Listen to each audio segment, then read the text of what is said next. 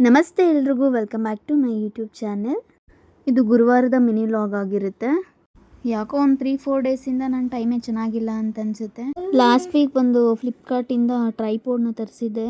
Quality ಅಂತೂ ತುಂಬ worst ಆಗಿದೆ. ಅಟ್ಲೀಸ್ಟ್ 1 ಮಂತು ಕೂಡ ನನಗೆ ಯೂಸ್ ಆಗಿಲ್ಲ. Waste of money ಆಗೋಗ್ಬಿಡ್ತು.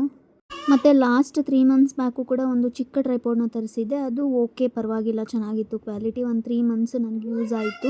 Early morning video ಮಾಡಬೇಕಾದ್ರೆ ಇತ್ತು. ಹಾಗೆ ವಿಡಿಯೋ ಮಾಡ್ತಾ ಮಾಡ್ತಾ ಹಳೆದು ಕೂಡ ಮುರಿದೋಗ್ಬಿಡ್ತು. ಸೊ ತುಂಬ ಬೇಜಾರಾಗಿಬಿಡ್ತು ಇವತ್ತು ನನ್ನ ಮಕ್ಕಳೇ ಇಬ್ಬರು, ಒಬ್ರಿಗೆ ರೆಡಿ ಮಾಡಬೇಕಾದ್ರೆ ಇನ್ನೊಬ್ಬರು ವಿಡಿಯೋನ ಮಾಡ್ತಿದ್ರು. ಸೊ ಪರವಾಗಿಲ್ಲ, ಏನಾದರೂ ಆಗಲಿ ಎಲ್ಲದನ್ನು ಎದುರಿಸ್ಕೊಂಡು ಹೋಗಬೇಕು. ಮತ್ತು ಎಲ್ಲದಕ್ಕೂ ಪೇಷನ್ಸ್ ಅನ್ನೋದು ತುಂಬ ಮುಖ್ಯ ಆಗುತ್ತೆ. ನಾನು ಒಳ್ಳೆ ಟೈಮ್ಗೋಸ್ಕರ ನಾನು ಪೇಷನ್ಸಿಂದ ಕಾಯ್ತಾ ಇರ್ತೀನಿ, ಯಾವಾಗ ಬರುತ್ತೆ ನಾನು ಒಳ್ಳೆ ಟೈಮು ಅಂಥೇಳಿ.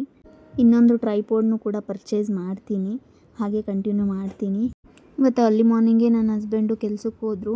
ಅವ್ರಿಗೆ ಸ್ವಲ್ಪ ರಾತ್ರಿಯೇ ಡ್ರೈ ಫ್ರೂಟ್ಸು ಅದಕ್ಕೊಂದು ಬಾಳೆಹಣ್ಣನ್ನ ಸೇರಿಸಿ ಜ್ಯೂಸರ್ ಜಾರ್ನಲ್ಲಿ ಗ್ರೈಂಡ್ ಮಾಡಿಬಿಟ್ಟು ಸ್ವಲ್ಪ ಹಾಲನ್ನ ಮಿಕ್ಸ್ ಮಾಡಿ ಕೊಟ್ಟೆ. ಅವರು ಕುಡಿದ್ಬಿಟ್ಟು ಕೆಲ್ಸಕ್ಕೆ ಹೋದರು.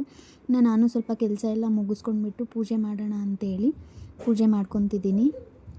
ಮಕ್ಳಿಗೂ ಕೂಡ ಸ್ನಾನ ಮಾಡಿಸ್ದೆ, ನಂದು ಸ್ನಾನ ಮುಗೀತು.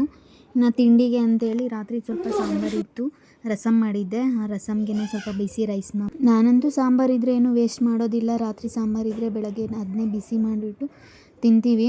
ಈಗ ಕಷ್ಟಪಟ್ಟು ಸಾಂಬಾರನ್ನ ಮಾಡಿರ್ತೀವಿ, ಅದನ್ನು ಚೆಲ್ಲಕ್ಕಂತೂ ಮನಸ್ಸಾಗೋದಿಲ್ಲ. ನಾನು ಕೆಲ್ಸಕ್ಕೆ ಹೋಗೋಣ ಅಂತೇಳಿ ರೆಡಿ ಆದೆ. ನನ್ನ ಮಕ್ಕಳು ಕೂಡ ಸ್ಕೂಲಿಗೆ ಹೊರಟರು.